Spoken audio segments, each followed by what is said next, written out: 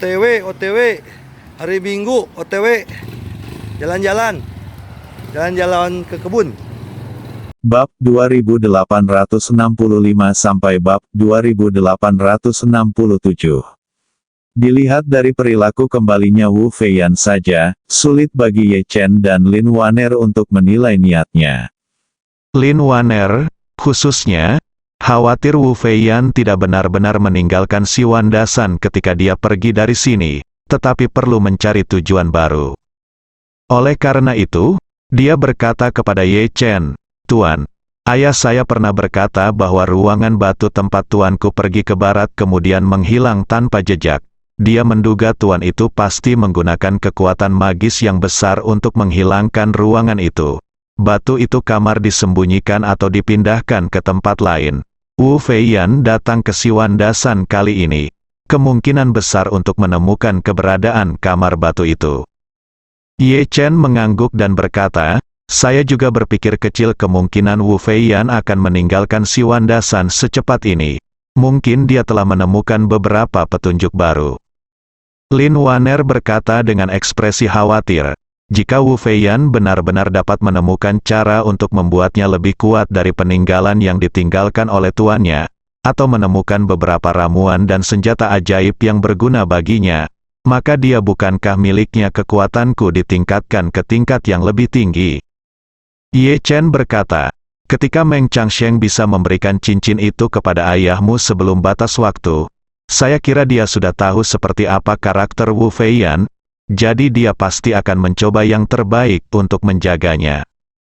Mengatakan itu, Ye Chen melanjutkan, Wu Feiyan gagal mendapatkan relik dan warisan yang ditinggalkan oleh Meng Changsheng saat itu. Meskipun 300 tahun telah berlalu, saya yakin dia masih tidak dapat menembus belenggu yang ditinggalkan Meng Changsheng untuk mencegahnya. Lin Waner mengangguk sedikit dan bergumam, saya harap begitu. Saat ini, Wu Feiyan masih menuju ke barat, tanpa niat untuk berhenti. Pada saat yang sama, Ye Chen mendapat kabar bahwa Boeing 777 Wu Feiyan yang dibawa ke Myanmar sudah lepas landas di Myanmar. Software penerbangan sipil menunjukkan bahwa tujuan pesawat tersebut adalah Yong, yang jaraknya hampir 200 km dari Siwanda, gunung, bandara negara bagian. Mengingat Fan Wu Feiyan yang ditumpangi juga sedang melaju menuju Yongzhou, Ye Chen tiba-tiba berseru, Wu Feiyan akan meninggalkan Tiongkok. Lin Waner bertanya dengan heran, mengapa dia pergi begitu terburu-buru? Apakah dia sudah menemukan sesuatu yang ditinggalkan oleh tuannya? Ye Chen menggelengkan kepalanya. Aku juga tidak tahu, tapi Wu Feiyan pergi dengan berantakan dan terburu-buru. Ini tidak terlihat seperti perilaku normal setelah mendapatkan keuntungan besar. Mengatakan itu, Ye Chen menambahkan, dan seperti yang baru saja saya katakan, Meng Changsheng pasti telah menjaganya sebelum dia masih hidup. Tidak ada alasan baginya untuk menemukan reliknya begitu cepat, jadi saya pikir Wu Feiyan tiba-tiba ingin pergi. Jadi dia harus mencari orang lain. Ada sesuatu yang disembunyikan. Lin Waner bingung dan bergumam, Tuan, saya selalu merasa ada sesuatu yang tidak masuk akal dalam hal ini, dan sepertinya ada sesuatu yang tidak dapat dijelaskan secara logis. Ye Chen berkata, kami hanya duduk di sini berdiskusi. Tidak mungkin untuk mengetahui konteks sebenarnya dari masalah ini. Solusi terbaik adalah pergi ke sana secara langsung dan mencari petunjuk yang tidak kami miliki. Setelah itu, dia berdiri dan berkata dengan tidak sabar, karena dia ingin pergi, ayo pergi, pesawatnya akan tiba di Yongzhou hampir 2 jam lagi.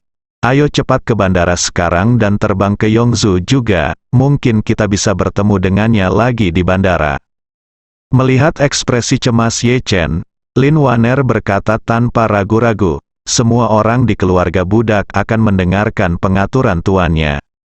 Ye Chen berkata, saya akan memberitahu pesawat untuk bersiap sekarang. 1 jam kemudian, Ye Chen dan Lin Waner naik pesawat ke Yongzhou. Kali ini, ia tidak meminta Chen Zekai mengganti cangkangnya dan menyewa jet bisnis, melainkan langsung menggunakan jet pribadi keluarga Ye di Jinling. Alasan mengapa dia tidak menutupinya lagi adalah karena Ye Chen merasa tidak perlu khawatir Wu Feiyan mengetahui situasi ini. Saat ini, Wu Feiyan melewati pemeriksaan keamanan dan bea cukai dengan paspor identitas Tiongkok yang telah dia persiapkan sejak lama, dan duduk di ruang tunggu gedung VIP, menunggu pesawatnya dengan cemas. Gugup dan panik membuat otot kakinya masih bergerak-gerak sampai sekarang.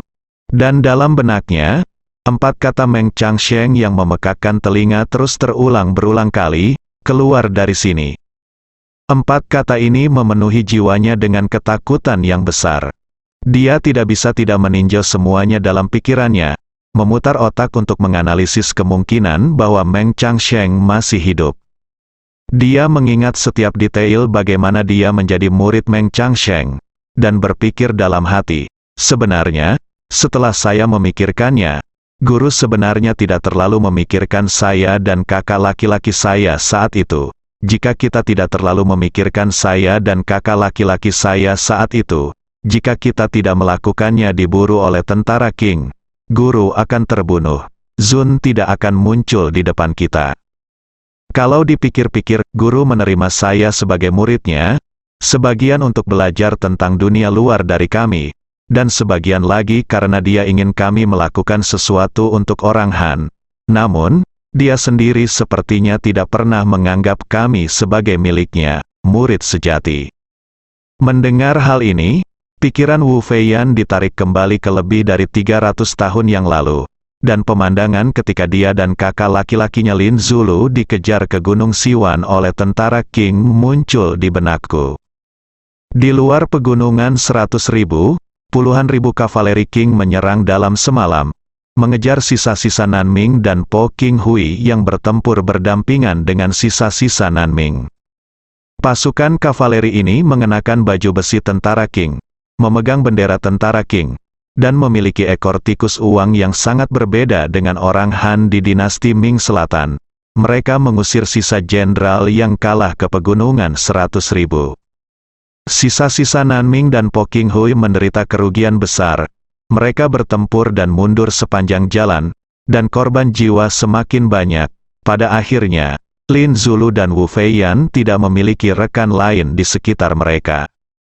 Pemimpin tim tentara Qing memimpin ratusan kavaleri dalam pengejaran. Namun karena pegunungan terjal dan pepohonan lebat, mereka hanya bisa turun dan mengejar dengan berjalan kaki.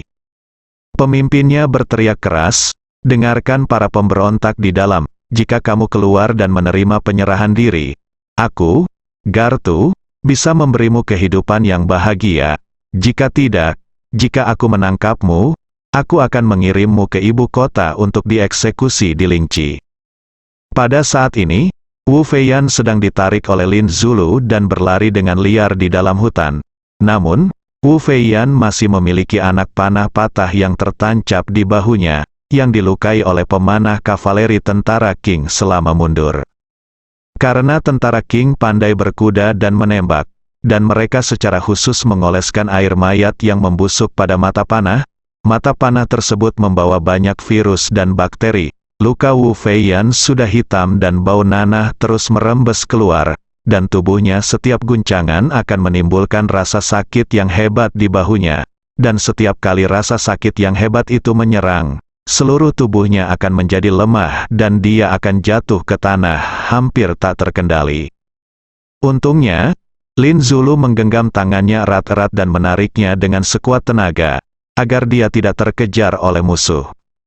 Wu Feiyan mengetahui bahwa busur dan anak panah tentara Qing sangat kejam.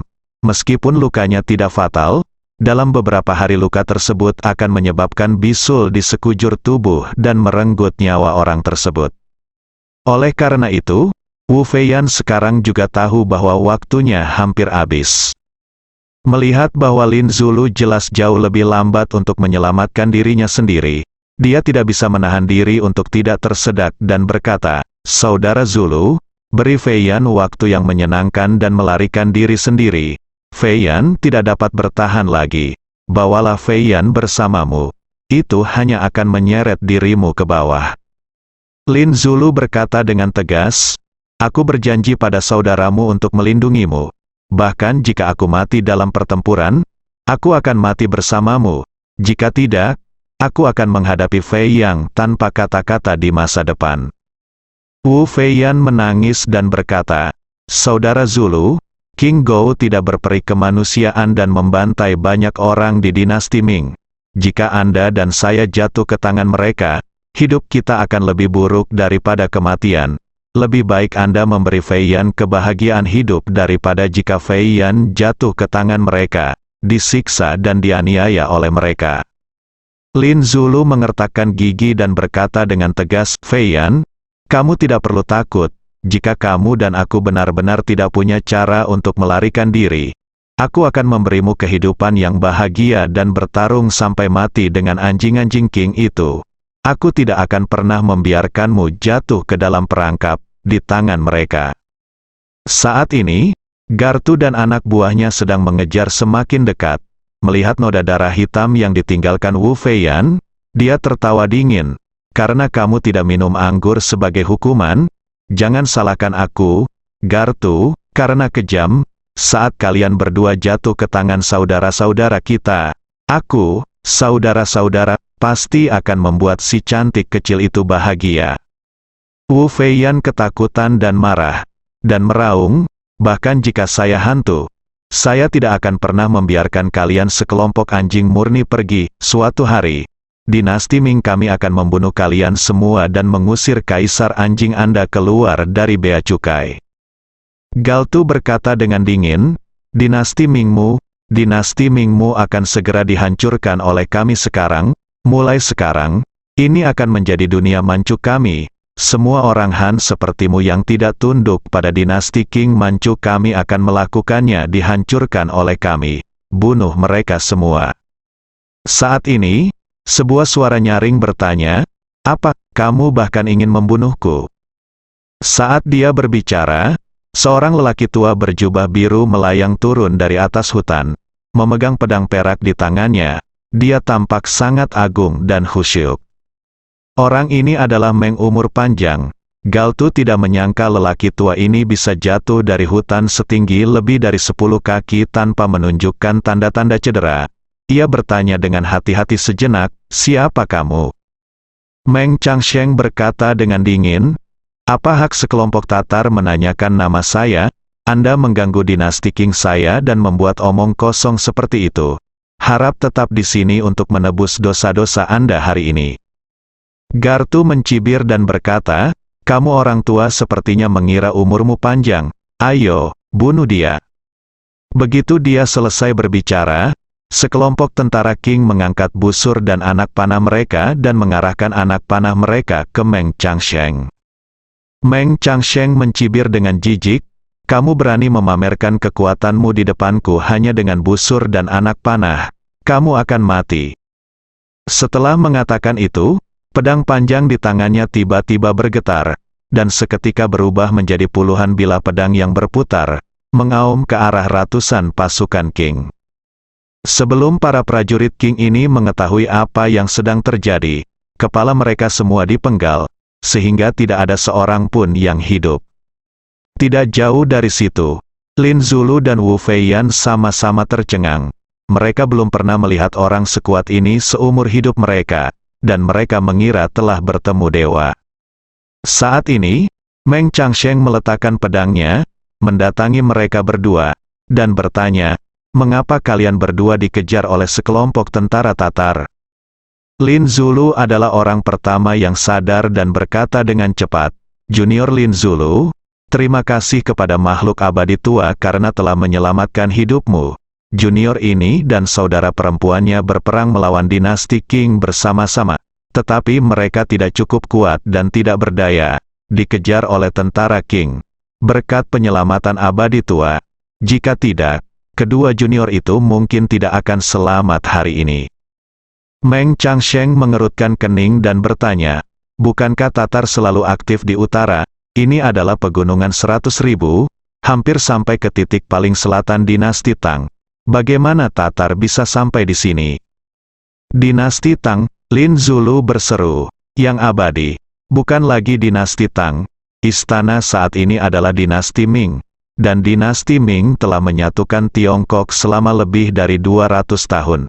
Wu Sangui yang berhasil mengalahkan pasukan Qing. Sekarang, tentara Qing telah menginvasi sebagian besar Tiongkok. Meng Changsheng memarahi dengan suara dingin. Orang Han saat ini bahkan tidak bisa membela negaranya sendiri. Menyadari bahwa lelaki tua di depannya memang memiliki kekuatan supernatural yang besar dan juga seorang Han, Lin Zulu berlutut di tanah hampir tanpa berpikir, dan memohon dengan isak tangis, "Ya Tuhan, sekarang orang Han telah diserang oleh Tatar. Dan orang-orang Han berada dalam kehancuran dan penderitaan.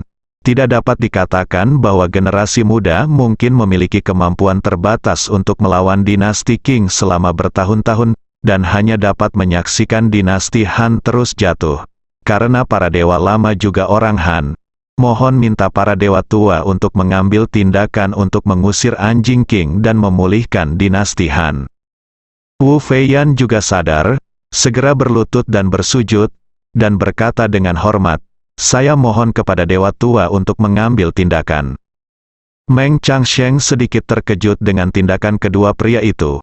Lalu dia tertawa mengejek dan berkata, "Saya telah mengasingkan diri di sini selama ratusan tahun, yang negaranya di luar tidak ada hubungannya dengan saya. Orang Han adalah kaisar dan Mongol adalah menjadi seorang kaisar, atau seorang Manchu menjadi seorang kaisar, bukanlah sesuatu yang aku pedulikan." Lin Zulu dan Wu Feiyan tiba-tiba tampak putus asa.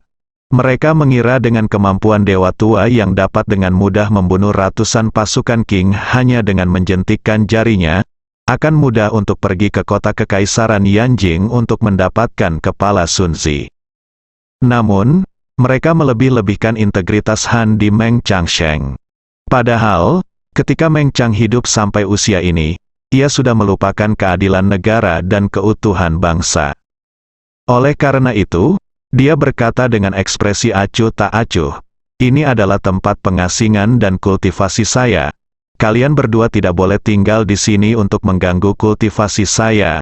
Saya telah membunuh semua pasukan Qing yang mengejar Anda, sehingga Anda dapat pergi." Lin Zulu berlutut dan berkata, "Yang abadi, jika Anda dapat mengusir anjing Qing keluar dari celah dan menyelamatkan orang-orang di seluruh dunia, itu akan menjadi pahala yang besar dan pasti akan sangat bermanfaat bagi latihan Anda. Dan hal semacam ini seharusnya mudah bagimu, jadi harap berpikir dua kali." Meng Changsheng berkata dengan nada menghina, "Pahala itu seperti peringatan kesucian, tidak peduli berapa banyak. Apa yang akan terjadi, jika ada terlalu banyak pahala? Dapatkah seseorang hidup selamanya?" Lin Zulu sedikit terkejut. Umur panjang masih merupakan kata yang sangat asing baginya. Dia tidak tahu apa arti di balik kedua kata tersebut. Melihat dia tertegun, Meng Changsheng berkata dengan tenang, "Jangan berpikir bahwa saya satu-satunya yang memiliki kekuatan seperti itu di dunia. Siapapun yang bisa duduk di atas tahta memiliki waktu, tempat, orang, dan harmoni yang tepat. Bagaimana bisa Kaisar Manchu memasuki celah dan merebut kota kekaisaran dinasti Han membuktikan bahwa takdirnya, urat nadi klannya, dan takdir nasional dinasti Manchu Qing jauh melebihi takdir dinasti Han pada tahap ini, dan pasti ada bantuan ahli di sekelilingnya." Pada titik ini, Meng Changsheng berhenti sejenak dan melanjutkan, "Saya menyarankan Anda untuk tidak menggunakan tangan Anda sebagai kereta. Dengan kemampuan Anda berdua, pada dasarnya tidak mungkin untuk mengalahkan negara dengan nasib nasional yang sedang meningkat." Ketika Lin Zulu mendengar ini, dia tiba-tiba terlihat sangat tertekan. Dia menundukkan kepalanya dan berkata dengan nada tegas, dan pada saat yang sama dengan sedikit tragis, "Bahkan jika saya, Lin Zulu, tidak dapat membantu dinasti Han, saya akan melakukannya. Jangan pernah menyerah. Berjuang melawan King Go sampai akhir." King Go memiliki populasi hanya 1 juta, tetapi ia dapat menempati sebagian besar negara kita. Jika setiap orang Tiongkok memperlakukannya dengan acuh tak acuh, orang-orang Han tidak akan pernah bisa merebut kembali negara kami. Meng Changsheng tersenyum tenang dan berkata, Apa yang disebut cita-cita dan ambisi yang kamu miliki hanyalah karena kamu belum hidup cukup lama. Jika kamu bisa hidup seusiaku, tidak peduli siapa yang menjadi kaisar, Tatar atau Han, rakyat. Melihat bahwa dia tidak tergerak, Wu Feiyan di samping berkata dengan cepat, "Peritua, pasukan Qing sekarang bergerak ke selatan dengan momentum yang besar. Mereka telah mencapai Huguang dan akan segera memasuki pegunungan 100.000. Setelah melewati pegunungan 100.000, itu adalah Yunnan Selatan. Begitu mereka mencakup Yunnan Selatan, Tiongkok akan sepenuhnya ditaklukkan. Pada saat itu, Anda tidak hanya akan kehilangan tanah berharga ini untuk bercocok tanam, tetapi bahkan jika Anda melihat seluruh dataran tengah, Anda mungkin tidak dapat menemukan tempat tinggal." Ketika Meng Changsheng mendengar ini, tanpa sadar alisnya berkerut. Wu Feiyan dengan cermat menangkap kembaliannya dan segera mencapai sasaran saat setrika masih panas. "Ya Tuhan, Anda memiliki karakter yang hebat dan sikap yang luar biasa. Terutama rambut panjang yang diikat menjadi sanggul adalah sentuhan akhir." Pada titik ini, Wu Feiyan mengubah topik dan berkata dengan lantang, "Peritua, untuk menyatukan dataran tengah, King Gou memaksa semua orang Tiongkok untuk mencukur kepala mereka dan meninggalkan ekor tikus uang yang ketebalannya kurang dari jari kelingking. Jika Anda tidak mencukur rambut Anda akan dipenggal. Jika Anda tidak mencukur kepala Anda di masa depan, ketika Anda tidak punya tempat untuk berlatih dan dipaksa ke dunia, jika Anda tidak ingin menyebabkan kematian, kamu harus mencukur rambut panjangmu. Bisakah kamu menerimanya?" Ekspresi Meng Changsheng tiba-tiba menjadi sangat jelek. Dia telah berkultivasi di sini selama ratusan tahun. Selama beberapa ratus tahun terakhir, hampir tidak ada yang datang ke gua tempat dia diselamatkan. Tapi hari ini, sekelompok tentara Qing yang bodoh menyerbu masuk, berteriak dan membunuh, mengganggu murninya. Dia pikir itu hanya kebetulan. Tetapi sekarang ketika dia mendengar Wu Feiyan mengatakan ini, dia tiba-tiba merasa tidak nyaman di hatinya. Saat ini, Meng Changsheng terdiam untuk waktu yang lama. Pada saat ini, api tiba-tiba berkobar ke langit di kaki gunung. Untuk mengusir tentara Nanming dan Po Qinghui sepenuhnya, tentara Qing mulai membakar gunung tersebut. Melihat kobaran api, Meng Changsheng tiba-tiba berubah pikiran dan berkata, "Baiklah, karena kalian berdua ingin membantu dinasti Han, saya dapat memberi Anda kesempatan untuk melihat apakah Anda bersedia." Lin Zulu sangat gembira dan berkata dengan cepat, "Ya Tuhan, tolong bicara." Meng Changsheng berkata dengan tenang, "Hari ini kalian berdua akan memujaku sebagai gurumu. Aku akan mengajarimu beberapa keterampilan dalam melawan Chang Sadi. Setelah kalian meninggalkan Gunung Siwanda, kalian dapat terus berperang melawan Manchu untuk membantu dinasti Han sampai akhir." Lin Zulu segera berkata dengan penuh semangat, "Murid Lin Zulu, terima kasih guru." Wu Feiyan di samping segera berlutut dan berteriak, "Murid Wu Feiyan, terima kasih guru."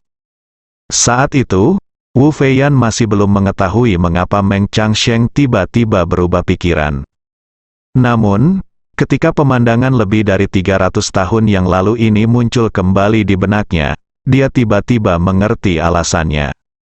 Saat itu tahun 1650 M, dan masih ada 13 tahun tersisa sebelum batas waktu Meng Changsheng. Alasan mengapa Meng Changsheng menerima mereka berdua sebagai muridnya mungkin agar mereka dapat menunda serangan tentara Qing ke Siwandasan setelah mereka menyelesaikan studinya. Dengan kata lain, Meng Changsheng punya rencananya sendiri untuk segala hal. Dia menerima Lin Zulu dan Wu Feiyan sebagai muridnya, mungkin demi dirinya sendiri dan agar dia bisa menghabiskan 13 tahun terakhir tanpa diganggu oleh tentara Qing. Memikirkan hal ini, Wu Feiyan berpikir lebih tegas di dalam hatinya. Pikirkan baik-baik, guru selalu sangat ingin memperpanjang hidupnya. Bagaimana dia bisa menerima batas kematian dengan begitu mudah? Satu-satunya penjelasan yang masuk akal adalah bahwa dia telah menemukan cara untuk melawan batas kematian. Tapi dia menyembunyikannya selama ini. dan bahkan berpura-pura mengucapkan selamat tinggal padaku dan kakak laki-lakiku. Aku khawatir dia sedang memainkan permainan besar. Mungkin aku dan kakak laki-lakiku hanyalah benderanya. Tuan, untuk mencari keabadian, jangan memaparkan dirimu secara gegabah. Apa yang harus saya lakukan jika dia ingin saya membawa seluruh masyarakat Poking untuk menyerah kepadanya di masa depan? Pada saat ini, Wu Feiyan merasa sangat menyesal. Dia menyesal tidak seharusnya datang ke Siwandasan, dan bahkan lebih menyesal lagi karena dia tidak seharusnya datang ke Tiongkok. Tapi sekarang kesepakatan sudah selesai, satu-satunya hal yang bisa dia lakukan adalah bersembunyi sejauh mungkin. Setelah pesawat khusus Wu Feiyan tiba di Bandara Yongzhou, siap terbang langsung ke Australia tanpa banyak persiapan. Menurut rencana penerbangan, mereka akan mengisi bahan bakar di Australia dan terbang ke Buenos Aires sekaligus. Saat pesawat Wu Feiyan hendak lepas landas di landasan kanan Bandara Yongzhou, pesawat pribadi yang ditumpangi Ye Chen dan Lin Waner mendarat di landasan lain Bandara Yongzhou. Sebuah SUV Mercedes-Benz telah diparkir di tempat parkir bandara. Setelah keluar dari bandara, Ye Chen dan Lin Waner langsung menuju tempat parkir. Setelah menemukan SUV tersebut, Ye Chen menyentuh mobil tersebut dari atas dan dalam mobil, roda depan kiri, kunci. Kemudian, dia membuka kunci pintu dengan kuncinya, masuk ke mobil bersama Lin Waner, dan langsung menuju Gunung Siwanda. Lin Waner yang duduk di kursi penumpang selalu merasa sedikit tidak nyaman. Ia merasa Wu Feiyan tiba-tiba meninggalkan Siwandasan dengan tergesa-gesa, yang membuktikan bahwa Siwandasan pasti memiliki risiko yang tidak pernah dihadapi oleh dirinya maupun Ye Chen. Namun, Lin Waner tidak membujuk Ye Chen untuk menyerah. Karena Lin Waner tahu betul bahwa sejak Ye Chen bertemu kakek neneknya, dia selalu ingin tahu apa yang orang tuanya temukan dan alami saat itu, dan bagaimana hal itu terkait dengan perolehan 9 kitab suci surgawi yang misterius. Oleh karena itu, untuk Lin Waner sendiri, karena Ye Chen ingin mengetahuinya, dia akan menemaninya tanpa ragu-ragu. Saat ini, Ye Chen merasa sedikit khawatir. Namun, hubungan antara orang tuanya dengan rahasia keabadian serta rangkaian sutra 9 misteri adalah kunci yang selalu ingin dia jelajahi, dan dia tidak sabar untuk mengetahui semua yang tersembunyi di dalamnya. Dan Siwandasan kemungkinan besar adalah sumber dari semua ini. Oleh karena itu, meskipun berbahaya, dia harus pergi ke Gunung Siwanda untuk mencari tahu. Wu Feiyan berkendara ke Siwandasan kemarin, tetapi mobilnya menghilang ketika dia pergi, dan tidak ada rekaman video mobil tersebut keluar dari jalan raya. Jadi Ye Chen menyimpulkan bahwa dia kemungkinan besar berada di titik tertentu di bagian jalan raya itu. Mobil sementara orang tersebut keluar dari jalan raya di simpul itu. Oleh karena itu, rencana Ye Chen adalah pergi ke bagian jalan raya tempat Wu Feiyan menghilang untuk melihat apakah dia dapat menemukan jejak yang ditinggalkan oleh Wu Feiyan. Saat mendekati bagian jalan raya tempat Wu Feiyan menghilang, Ye Chen mulai melepaskan energi spiritual untuk merasakan lingkungan sekitar, terutama lembah di bawah jembatan. Mobil berbobot 2 hingga 3 ton tidak bisa menghilang begitu saja. Kemungkinan besar adalah bersembunyi di lembah. Setelah melewati terowongan yang tak terhitung jumlahnya, Ye Chen tiba-tiba melambat. Setelah keluar dari jalan raya, dia memarkir kendaraannya di jalur darurat, menunjuk ke jalur yang berlawanan, dan berkata kepada Lin Waner, "Wu Feiyan seharusnya turun dari sana." Lin Waner bertanya dengan rasa ingin tahu, "Bagaimana Anda tahu, Guru?" Ye Chen berkata, "Mobilnya ada di bawah sana." Lin Waner sedikit terkejut dan berkata, "Apakah dia melompat dari sini?" Ye Chen mengangguk, "Mobil itu seharusnya dilempar ke bawah terlebih dahulu, lalu orang itu melompat keluar."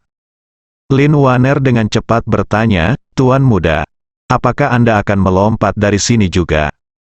Ye Chen tersenyum dan berkata, "Tidak. Jika tidak, kamu dapat keluar dari jalan raya dari pintu keluar berikutnya dan menungguku di kota. aku akan turun dari sini. Tidak, Lin Waner tanpa sadar meraih tangan Ye Chen dan berkata dengan gugup, keluarga budak ingin bersama tuan muda. Ye Chen tersenyum tak berdaya, membuka peta di kendali pusat, menunjuk ke lokasi mereka berdua, dan lokasi kota ketika Wu Feiyan muncul lagi, dan berkata kepada Lin Waner, sekarang saya hanya tahu bahwa Wu Feiyan turun dari sini, dan kemudian dari muncul di desa-desa dan kota-kota, tetapi tempat sebenarnya yang dikunjungi Wu Feiyan masih belum pasti. Jika tempat yang dia tuju relatif dekat dengan kedua ujung ini, akan lebih mudah untuk mengatakannya. Jika itu lebih jauh, maka rutenya mungkin sudut lancip dengan sisi yang panjang. Area yang akan dicari akan menjadi sangat luas. Jika Anda benar-benar mengikuti saya ke sana, saya khawatir Anda tidak akan sanggup menanggungnya. Lin Waner berkata dengan tegas, keluarga budak akan pergi. Hanya saja keluarga budak mungkin perlu sedikit menjaga keluarga budak dan mengakomodasi keluarga budak. Tetapi keluarga budak masih ingin bersama keluarga budak. Setelah mengatakan itu, Lin Waner mengatupkan bibirnya dan berbisik, keluarga budak takut jika tuannya masih hidup dan tuannya dengan gegabah mengganggu King Xiu-nya, itu akan menimbulkan masalah. Meskipun keluarga budak belum pernah bertemu dengan tuannya, jika mereka bertemu, keluarga budak masih bisa menggunakan hubungan ayahku untuk dekat dengan lelaki tua itu. Ye Chen terdiam beberapa saat, menatapnya dan bertanya, apakah menurutmu Meng Changsheng masih hidup? Lin Waner mengangguk. Awalnya, keluarga budak hanya berpikir bahwa bukan tidak mungkin tuannya masih hidup. Ada kemungkinan kecil tertentu. Kemungkinan hidup dan mati paling banyak sekitar 19 hingga 28. Berbicara tentang ini, Lin Waner berkata dengan nada yang sangat serius. Tetapi keluarga Nu sekarang merasa kemungkinan guru hidup atau meninggal adalah sekitar 73, atau bahkan 82. Ye Chen bertanya dengan heran, mengapa kamu yakin dia masih hidup sekarang? Lin Waner berkata, karena keluarga budak telah menonton semua video pengawasan di bandara, menyaksikan Wu Feiyan tiba di bandara, melewati pemeriksaan keamanan, melewati bea cukai, dan kemudian mengawasinya menunggu penerbangan dan naik pesawat. Pesawat, ekspresi Wu Feiyan di kamera selalu sedikit bingung. Terlihat bahwa dia pasti sangat ketakutan di dalam hatinya. Menurut pengetahuan keluarga budak, seharusnya tidak ada orang lain di dunia ini yang bisa membuat Wu Feiyan sangat menakutkan kecuali tuannya. Ye Chen mengerutkan kening dan berkata, meskipun Wu Feiyan pergi dengan cara yang sangat malu, setidaknya dia lolos tanpa cedera. Jika Meng Changsheng masih hidup dan Wu Feiyan datang ke pintu kali ini, bagaimana Meng Changsheng bisa membiarkannya melarikan diri tanpa terluka? Setelah mengatakan itu, Ye Chen menambahkan, selain itu, apakah itu dari Anda atau dari keturunan murid paling awal Meng Changsheng? Hidupnya dapat dipastikan, ia lahir pada tahun 664 M dan meninggal pada tahun 1663, yang kebetulan terjadi pada tahun 1000 bertahun-tahun.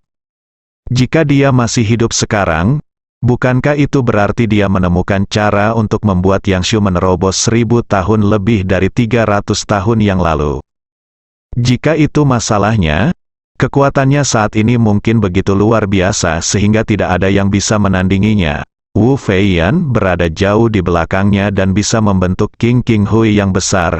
Bagaimana dia bisa rela bersembunyi di pegunungan 100.000? Lin Waner berkata dengan ekspresi khawatir di wajahnya, keluarga budak tidak dapat memahami apa yang dikatakan Tuan Muda, keluarga budak tidak dapat memahami banyak hal ini, jadi keluarga budak khawatir. Saat dia mengatakan itu, Lin Waner memikirkan sesuatu, memandang Ye Chen, dan berkata dengan gugup, Guru, pikirkan tentang Ibu Puca. Lebih dari 300 tahun yang lalu, keluarga Nu menyaksikan dia gagal mengatasi bencana dengan Tianqi. Selama lebih dari 300 tahun, keluarga Nu saya selalu yakin bahwa dia telah menghilang begitu saja.